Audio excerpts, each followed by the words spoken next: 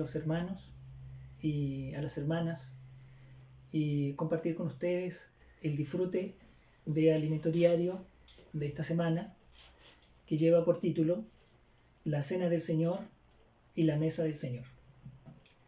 El primer versículo que vamos a leer está en 1 Corintios, capítulo 1, versículo 2.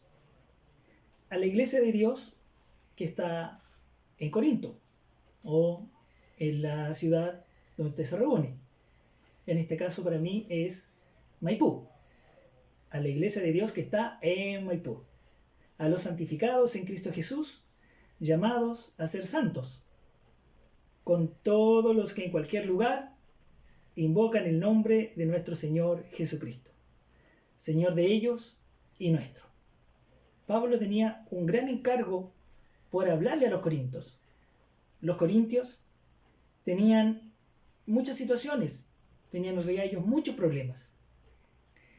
En el mismo capítulo, en el verso 24, Pablo dice: mas para los llamados así judíos como griegos, Cristo poder de Dios y sabiduría de Dios.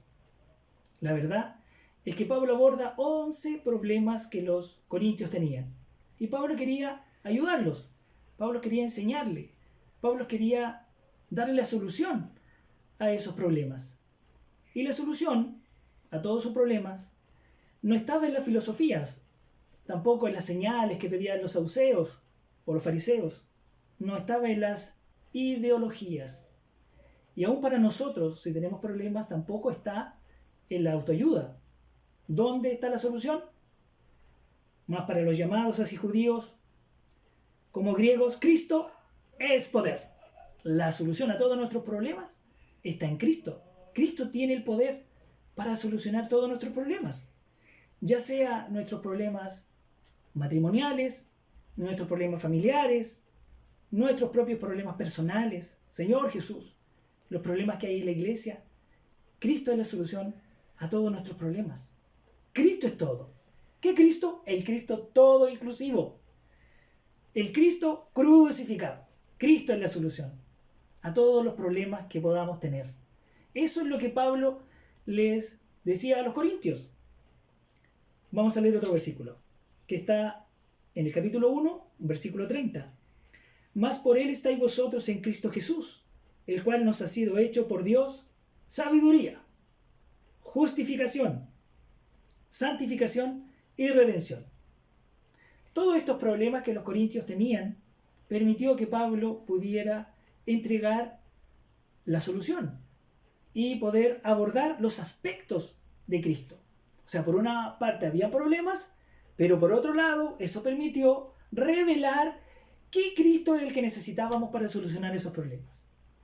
Y según estos versículos, el primero es la sabiduría. ¿Usted tiene sabiduría? ¿Yo tengo sabiduría? No. Cristo es mi sabiduría. Justicia. Yo no tengo justicia. Cristo es mi justicia. Él es el que me justificó. El que lo justificó a usted y a mí. Señor Jesús. Santificación. La verdadera santificación es contener al Señor. Él nos ha sido hecho santificación. Y también redención. Fuimos redimidos. Entre tanta gente que hay en el mundo, Dios nos llamó, Dios nos escogió, ahora quiere que seamos fieles, pero Él nos redimió entre tanta gente. Él es nuestra redención, Señor Jesús. Y también Él nos quiere llevar a la gloria. ¿Pero quién es la gloria? Cristo es la gloria. Cristo es todo. Cristo es todo inclusivo. Otro aspecto que Pablo pudo revelar es que hay cosas ocultas, hay cosas profundas. Esas cosas profundas que usted necesita, que yo necesito, indagar, buscar, también lo son Cristo. El fundamento, el edificio de Dios, ¿qué es? Es Cristo. Todos necesitamos edificar. Necesitamos edificar con oro, con plata, con piedras preciosas. Pero el fundamento de esta edificación es nuestro Cristo. Señor Jesús. Cristo también es el Cordero Pascual. Cristo también es el pan. Eso pudo revelar Pablo aquí en Corintios. Cristo es la comida. Cristo es la bebida espiritual. Señor Jesús, Él es la verdadera bebida. Allí en Juan 7, Jesús se puso en pie y alzó la voz y dijo: el que tenga sed, venga a mí y beba. Señor Jesús, Él es la verdadera bebida espiritual. Es la comida, lo que necesitamos todos los días, comer y beber para nuestro disfrute.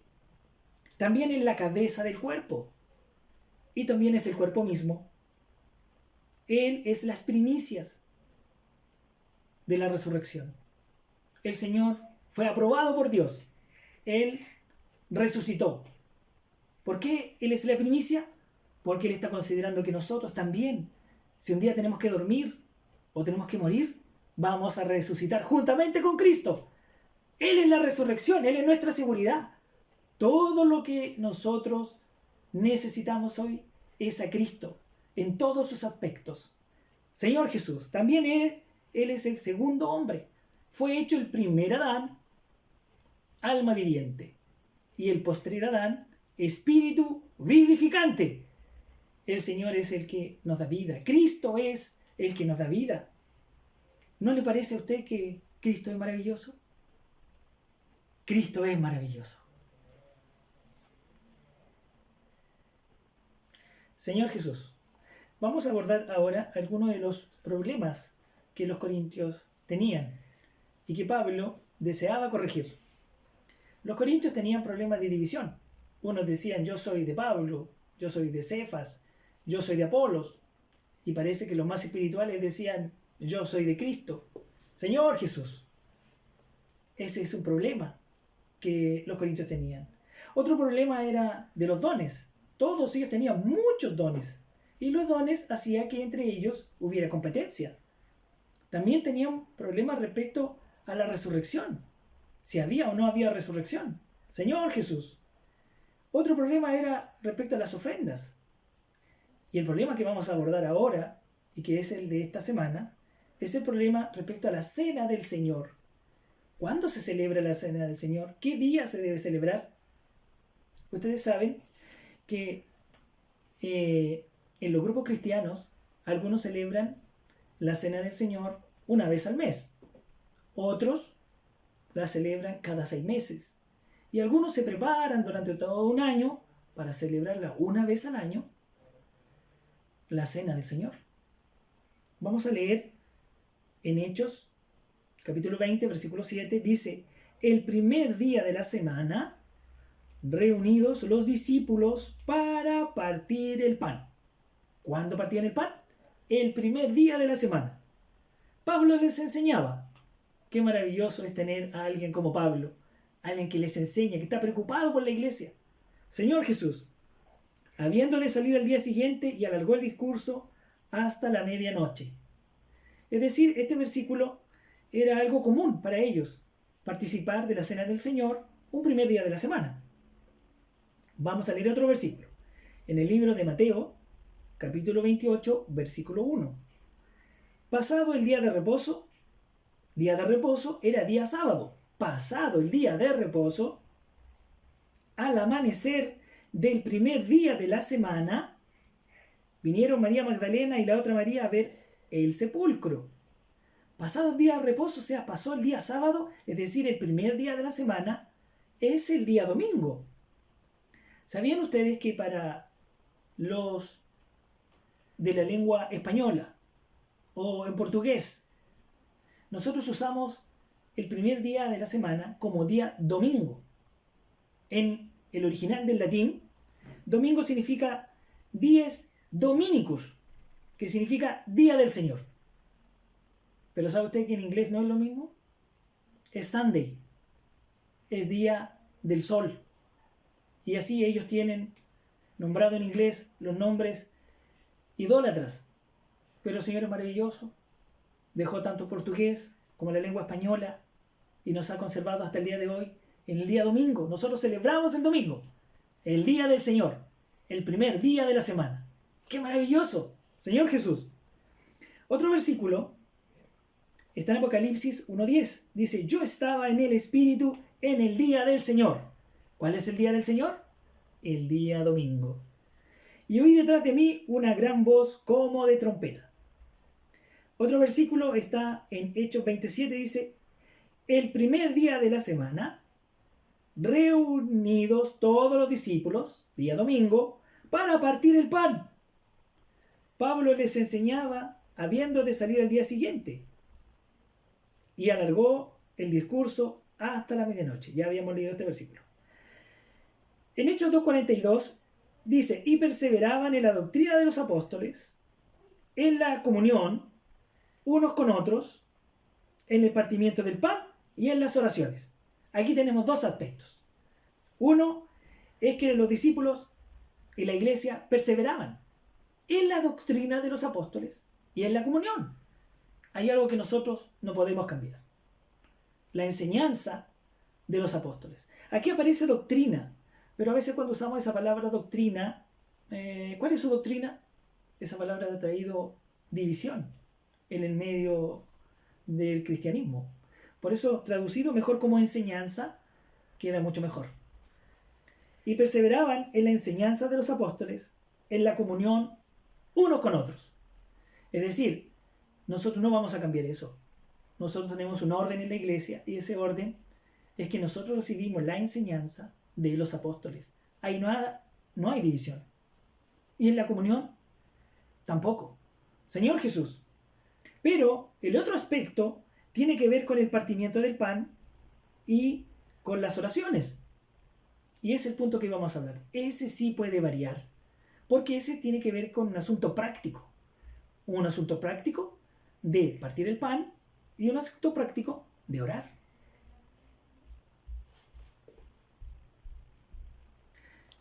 En los aspectos prácticos ha habido cambios.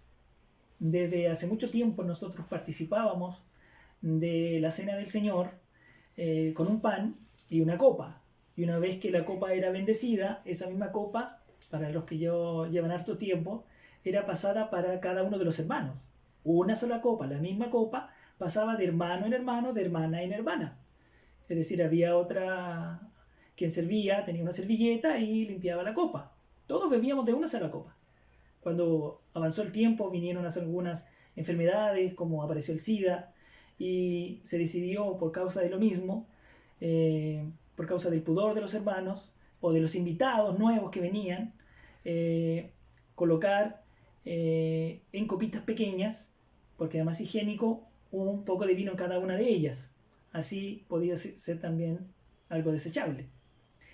Bueno, en la práctica puede mudar, como también en la salud, las operaciones de primero eran invasivas, ya era necesario abrir el cuerpo para intervenir. Hoy día no son invasivas. La parascópica, Señor Jesús, la endoscopía, ya no son invasivas. ¿Qué pasó? Mudó la práctica. Y así, incluso en el Evangelio, cuando nosotros salimos a predicar el Evangelio, también eso ha mudado. En aquellos años nosotros salíamos casa por casa y golpeábamos la puerta y predicábamos el Evangelio y bautizábamos a las personas. Hoy día, producto de los asaltos, de la desconfianza de la gente, de la creación de los condominios donde no se puede entrar porque hay un guardia, entonces mudó la forma. Salimos a orar por las personas. Y hoy también ha mudado. Hoy que no podemos salir, que estamos en nuestras casas, estamos haciendo videoconferencia. ¿Para qué? Para llevar el Evangelio a todas las personas. Entonces, en el aspecto práctico, el partimiento del pan puede cambiar, las oraciones, la aplicación del Evangelio. Lo que no cambia es quién salva. El Señor Jesús salva. Vamos a leer otro versículo que está en Mateo 26 al 28. Dice, y mientras comían, tomó Jesús el pan y bendijo y lo partió y dio a sus discípulos. Y dijo, tomad, comed. Esto es mi cuerpo. Y tomando la copa y habiendo dado gracias, les dijo diciendo, bebed de ella todos, porque esto es mi sangre del nuevo pacto. Cuando el Señor dijo, esto es mi cuerpo, o sea, el pan que les estaba dando es mi cuerpo, no dijo simboliza mi cuerpo. No, cuando nosotros vamos y participamos del pan y comemos del pan, comemos del cuerpo del Señor. No es que simboliza, eso es el cuerpo del Señor. Miren, no tenemos que irnos a los extremos. Es decir, ahora yo voy a pensar de que ese pan es el cuerpo, voy a comer la carne del Señor. No, está equivocado. También vamos a beber del vino y ese vino ahora es la sangre del Señor. Ahora yo beberé la sangre literal del Señor. No, tampoco voy a beber la sangre de manera literal. Esto es un asunto espiritual. Es decir, el Señor dijo, esto es mi cuerpo. Eso quiere decir que cuando comemos del pan del Señor de manera espiritual, nosotros comemos todo lo que Él hizo. Su cuerpo, su padecimiento, lo que Él vivió. Cuando Él fue a la cruz, nosotros comemos todo lo que Él hizo. Y cuando bebemos de la copa, el vino, ¿ya?, que representa la sangre del Señor, bebemos también lo que Él participó de su sufrimiento. Él derramó su sangre y en la cruz. Yo bebo de lo que Él hizo allí por mí. El significado es lo que el Señor nos quiere decir o dejar a través de este pan y a través de esta copa. Señor Jesús, vamos a leer otro versículo. Está en 1 Corintios 17. Ni seáis idólatras, como alguno de ellos, según está escrito.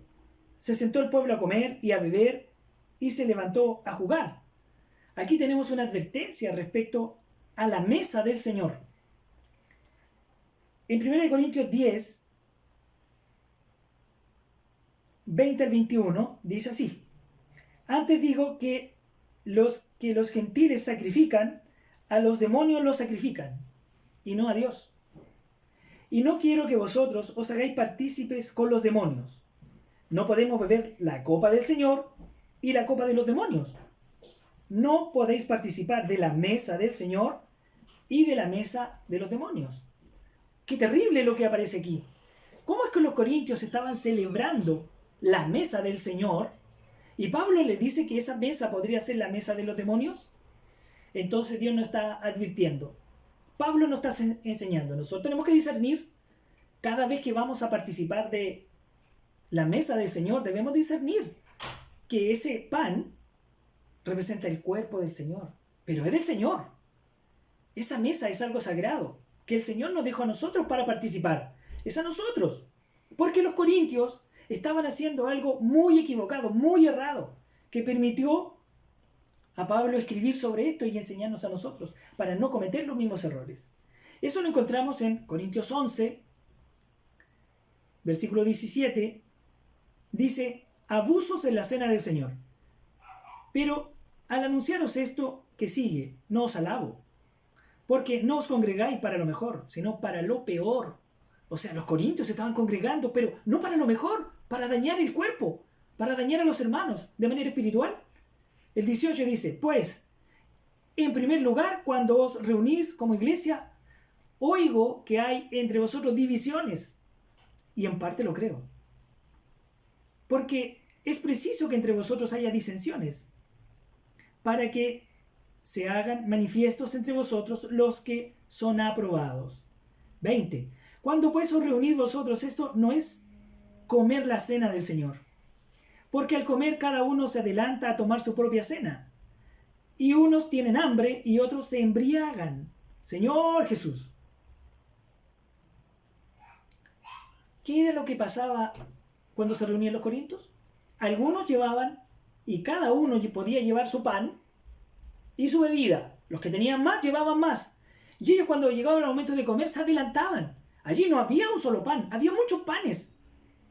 Entonces Pablo les advierte, y aún es una advertencia para nosotros. Hay un solo pan, hay un solo cuerpo de Cristo, hay una sola iglesia. ¿Sabe qué representa la mesa del Señor? Representa la comunión. La cena del Señor es una cosa, la mesa del Señor es otra. Cuando usted participa en su casa y como familia van a comer, están en una mesa. En esa mesa hay comunión. Es decir, la mesa del Señor representa la comunión entre los hermanos. Vamos todos a tener comunión, pero esta comunión es en base al cuerpo de Cristo. Es decir, si los corintios lo hacían de esa manera, ellos podían estar celebrando la mesa de los demonios, porque no tenían discernimiento. ¿Quién los incitaba a ellos a comer apresuradamente y no ver el cuerpo? Esto es peligroso. La Biblia dice que muchos de ellos después se enfermaron y aún algunos de ellos murieron. Por lo tanto, nosotros tenemos que aprender y ser enseñados de esta manera para discernir el cuerpo. Señor Jesús, Señor Jesús, amén. Ahora vamos a ver la cena del Señor. Y está también en el capítulo 11 de 1 de Corintios, desde el verso 23. Dice así: porque yo recibí del Señor lo que también os he enseñado. Qué hermosa palabra, enseñado. Necesitamos ser enseñados para aprender. Que el Señor Jesús, la noche que fue entregado, tomó pan y habiendo dado gracias, lo partió y dijo: tomad, comed, tenemos que comer. Del Cristo todo inclusivo. Esto es mi cuerpo, que por vosotros es partido. Haced esto en memoria de mí. Un solo pan, un solo cuerpo. En todo el universo hay un cuerpo y estamos en él. Hay una sola iglesia, Señor Jesús. Asimismo tomó también la copa después de haber cenado, diciendo: esta copa es el nuevo pacto. Somos ministros de un nuevo pacto, no de la letra, sino del Espíritu, porque la letra mata, más el Espíritu es el que da vida. Es un nuevo pacto. Señor Jesús, esta copa es el nuevo pacto en mi sangre. Haced esto todas las veces que la bebiereis, en memoria de mí. Memoria. Señor Jesús, habíamos hablado que una era la mesa del Señor para tener comunión con los hermanos, pero ahora vamos a la cena del Señor. Y la cena del Señor, lo más importante es hacer memoria de Él. ¿La hacemos en qué? En memoria de Él, recordando lo que Él hizo por nosotros. ¿Qué recordamos? Recordamos su amor, recordamos su bondad, su misericordia, su belleza, su resurrección, su ascensión, lo que Él hizo por nosotros. Señor Jesús, así pues todas las veces, 26, que comiereis este pan y bebiereis esta copa, la muerte del Señor anunciáis. Es decir, nosotros anunciamos, decimos que el Señor murió por nosotros, pero lo más importante es recordar al Señor. Y en este recuerdo del Señor nosotros tenemos que alabarlo, tenemos que exultarlo, tenemos que alegrarnos con el Señor, porque Él bebió la copa amarga, pero dejó una copa de alegría, una copa para festejar. El Señor, Él se quiere alegrar. Él se quiere alegrar con nosotros. Y nosotros debemos exaltarlo a Él y no a nosotros. Es decir, cuando nos acercamos a celebrar el día domingo, el partimiento del pan, nosotros vamos a exultar y a dar gracias y a alabar a nuestro Dios, a adorar a nuestro Dios. Es decir, el hermano dio un ejemplo en el caso de cuando se festeja los años de un abuelito. Nadie dice: hoy estoy yo aquí, yo soy el centro de ese cumpleaños. No, el centro es el abuelito. Vamos a hablar qué hizo el abuelito. Todo centra en torno al festejo del abuelito. En este caso, todo debe girar en torno a festejar al Señor. No, los himnos deben ser himnos que tienen que ver con su amor, con el agradecimiento, con honrar al Señor y no competiciones. También, para ir cerrando, hay otro punto. ¿Qué pasa cuando hay problema entre un hermano y otro hermano? ¿Puedo yo participar de la cena? Todo depende del corazón. Si yo he tenido discusión con mi esposa, si he discutido con mis hijos, si hay algo contra algún hermano, yo voy a orar al Señor. Vamos a orar. Señor, en mi corazón en realidad yo necesito sanar esto. No tengo nada contra el hermano, no tengo nada contra nadie, porque tú eres amor. Cuando tenga la oportunidad, yo me voy a reconciliar con mi familia, me voy a reconciliar con el hermano. Yo quiero participar de esta cena. Todo depende de su corazón. Cada uno pruébese a sí mismo y puede participar. Espero que este mensaje les haya sido de ayuda y de gran bendición. Nos vemos la próxima semana por este mismo canal. Señor Jesús. Amén.